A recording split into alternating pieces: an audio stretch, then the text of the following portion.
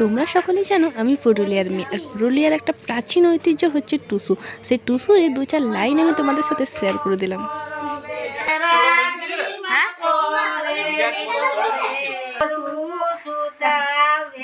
ফুলের মালা টুসুর গলা দিলে